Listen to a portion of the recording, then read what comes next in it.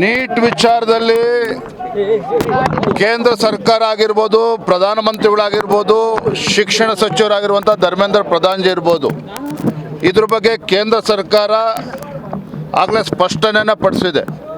Neat ಬಗ್ಗೆ ಪಾರ್ಲಿಮೆಂಟ್ನಲ್ಲಿ ಸಮಗ್ರವಾಗಿ ಚರ್ಚೆ ಮಾಡೋಣ, ಎಷ್ಟು ಗಂಟೆಗಳ ಕಾಲ ಆದರೂ ಕೂಡ ನಾವು ಚರ್ಚೆ ಮಾಡೋದಕ್ಕೆ ತಯಾರಿದ್ದೇವೆ. ನೀಟ್ ಪರೀಕ್ಷೆ ವಿಚಾರದಲ್ಲಿ ಏನು ದುರಂತ ಆಗಿದೆ, ಇದರಲ್ಲಿ ಕೇಂದ್ರ ಸರ್ಕಾರ ಮುಚ್ಚಿಡ್ತಕ್ಕಂಥ ಯಾವುದೇ ವಿಚಾರಗಳಿಲ್ಲ, ಮುಕ್ತವಾಗಿ ನಾವು ಚರ್ಚೆಗೆ ತಯಾರಿದ್ದೇವೆ ಅಂತ ಕೇಂದ್ರ ಸರ್ಕಾರದಿಂದ ನಡ್ಡಾಜಿಯವರು ಸ್ಪಷ್ಟಪಡಿಸಿದ್ರ ಮೇಲೂ ಕೂಡ ಇವತ್ತು ಕಾಂಗ್ರೆಸ್ ಪಕ್ಷ ತನ್ನ ರಾಜಕೀಯ ಬೇಳೆನ ಬೇಯಿಸ್ಕೊಳ್ಳೋದಕ್ಕೆ ಇವತ್ತು ಹೊರಟಿದೆ. ನಿನ್ನೆನೂ ಕೂಡ ಬೆಂಗಳೂರಿನಲ್ಲಿ ಭಾರತೀಯ ಜನತಾ ಪಾರ್ಟಿ ನಾವು ಪ್ರೊಟೆಸ್ಟನ್ನು ಮಾಡ್ತಕ್ಕಂಥ ಸಂದರ್ಭದಲ್ಲಿ ಹರೀಶ್, ನಮ್ಮ ಹರಿಹರದ ಶಾಸಕರಾಗಿರ್ತಕ್ಕಂಥ ಹರೀಶ್ ಅವ್ರ ಮೇಲೆ ಮೊಟ್ಟೆಯಿಂದ ದಾಳಿ ಮಾಡುವಂಥ ಕೆಲಸ ಆಯಿತು. ಬೇರೆ ನಮ್ಮ ಶಾಸಕರುಗಳ ಮೇಲೂ ಕೂಡ ದಾಳಿ ಮಾಡ್ತಕ್ಕಂಥ ಕೆಲಸ ಆಗಿದೆ.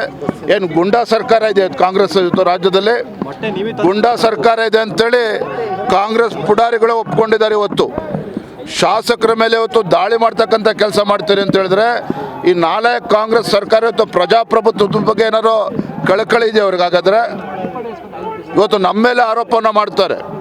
ನಾನು ತಮ್ಮ ಮುಖೇನ ರಾಹುಲ್ ಗಾಂಧಿ ಇರ್ಬೋದು ಅಥವಾ ಯಾವುದೇ ವಿರೋಧ ಪಕ್ಷಗಳಿರ್ಬೋದು, ನೀಟ್ ವಿಚಾರದಲ್ಲಿ ಯುವಕರನ್ನು ಬೀದಿಗೆ ತರೋದನ್ನು ಬಿಟ್ಟು, ಈ ಷಡ್ಯಂತ್ರ ಮಾಡೋದನ್ನು ಬಿಟ್ಟು ಇವತ್ತು ಪಾರ್ಲಿಮೆಂಟ್ ಸೆಷನ್ ನಡೀತದೆ, ಅಲ್ಲಿ ಚರ್ಚೆಗೆ ಬರಲಿ, ಕೇಂದ್ರವು ಕೂಡ ಮುಕ್ತವಾಗಿ ಚರ್ಚೆ ಮಾಡೋದಕ್ಕೆ ತಯಾರಿದೆ.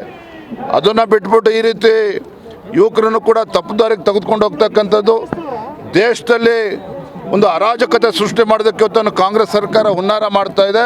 ಇದು ಖಂಡಿತ ಸಾಧ್ಯ ಇಲ್ಲ ಅನ್ನೋದನ್ನು ನಾನು ಈ ಸಂದರ್ಭದಲ್ಲಿ ಸ್ಪಷ್ಟಪಡಿಸ್ತೇನೆ.